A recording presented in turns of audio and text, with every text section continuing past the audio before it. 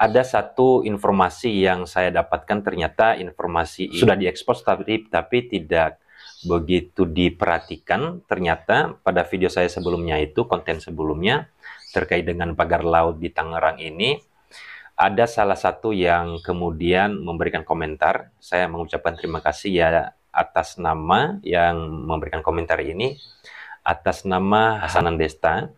Di sini di video saya sebelumnya itu menanyakan kenapa yang diekspos hanya SHGB dan SHM di Desa Kohot saja. Bagaimana untuk 16 desa di kecamatan yang lautnya terdapat pagar laut. Jadi ternyata informasi ini saya juga baru melihat atau mencari informasinya, ternyata sempat memang dikutip di salah satu media, tetapi tidak terlalu direspon oleh kementerian atau khususnya ini penegak hukum yang dalam hal ini adalah Kejaksaan Agung. Nah, saya kemudian mencari apakah benar ada 16 desa yang kemudian yang terdapat di pagar laut itu. Kemudian saya cari informasinya, ternyata ya benar bahwa ada 6 kecamatan yang kemudian 16 desa yang terdapat pagar laut yang di Tangerang ini nih. Nah, di sini ada 6 kecamatan, yaitu 3 desa di Kecamatan Kronjo, kemudian 3 desa di Kecamatan Kemiri, 4 desa di Kecamatan Mauk, 1 desa di Kecamatan Sukadiri, dan 3 desa di Kecamatan Pakuhaji, yang Pakuhaji ini termasuk Desa Kohot, dan 2 desa di Kecamatan Teluk Naga. Nah, yang menjadi pertanyaan sekarang ini, yang sekarang dipanggil oleh Kejaksaan Agung RI adalah hanya 1 kepala desa, yaitu Desa Kohot, kepala desa Kohot. Kenapa kemudian kepala desa yang lain ini tidak dipanggil?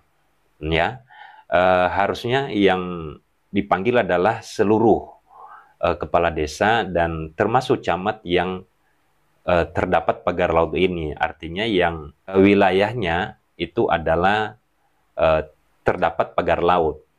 Contohnya kalau 6 kecamatan ini, berarti dilihat dulu dari 30 km pagar laut ini, apakah benar wilayahnya itu adalah wilayah kecamatan yang 6 ini atau tidak. Kalau terdapat 6 kecamatan di pagar laut ini, kemudian ada 16 desa, harusnya 16 kepala desa ini ditanya oleh Kejaksaan Agung aja, jangan hanya disorot 1 desa. Nah, ini informasi yang harusnya diakomodir oleh penegak hukum, dalam hal ini adalah Kejaksaan Agung, untuk kemudian dalil yang sama bahwa terdapat atau adanya dugaan tindak pidana korupsi. Itu yang harus kita tahu. Nah, saya juga tidak tahu apakah kemudian harus ada laporan terlebih dahulu dari masyarakat untuk kemudian baru dipanggil oleh Kejaksaan Agung.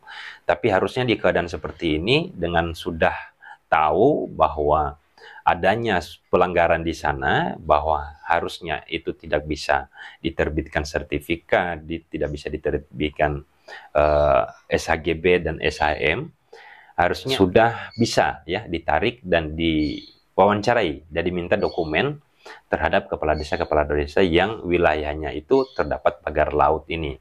Nah, itu saya minta kepada teman-teman semua yang mendapatkan informasi baru, silakan aja disampaikan di kolom komentar, biar saya coba cari tahu kebenaran dari informasi-informasi yang didapatkan. Nah, pada video akhir ini saya memberikan atau memperlihatkan kembali pagar laut petanya yang kemarin kan saya sorot 1 desa wilayahnya. Nanti teman-teman bisa lihat, ternyata waktu tadi saya cek kembali, ternyata benar panjang lautnya dan wilayahnya itu ternyata memang harusnya bukan hanya 1 desa, ada beberapa desa. Nanti bisa dilihat pada video akhir ini. Terima kasih.